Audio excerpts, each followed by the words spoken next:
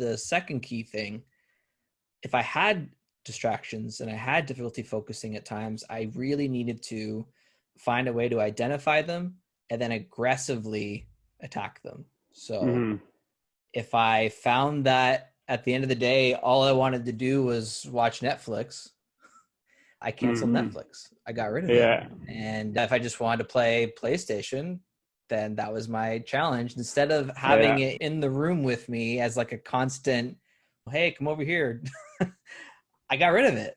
Like I removed it from my immediate environment. And so it's no longer a temptation. And there's a really good book I read called Atomic Habits.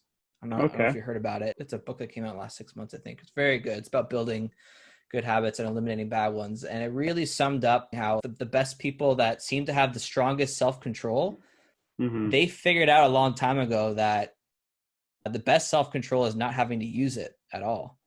They don't allow themselves to fall into situations or scenarios where they will constantly be tempted to dive into bad habits again. They just remove it from the equation entirely, because self-control is if you think of it as like a finite resource, because that's what it is.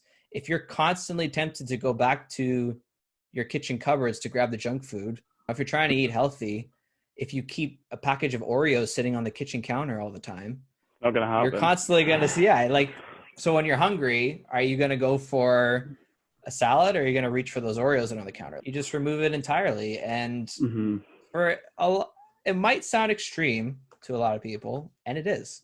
And I think we live in a time where if you really want to maintain your focus, and in a lot of ways your sanity, you do have to get aggressive.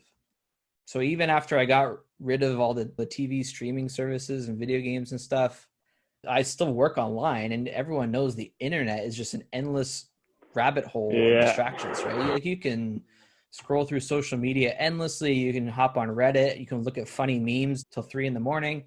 They're designed to be addictive. They're designed to grab your attention. I still do this. If I find there's a certain site that just seems to just keep drawing my attention when I don't want it to, I block it.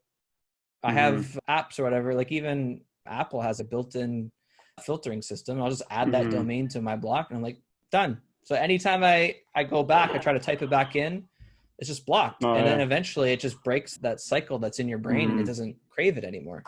So it might sound extreme. It is, but it's just basically a matter of setting what are your most important priorities. And those things, they weren't helping me meet my goals and set my priorities. They were nothing but distractions from that and damaging to that. So I removed them. For other people, it might be different. Maybe someone's trying to become a YouTuber, live game streamer or whatever. That seems to be more popular these days. So those are tools now. They're not just waste of time, but you have to know yourself, know your weaknesses, and set your goals appropriately.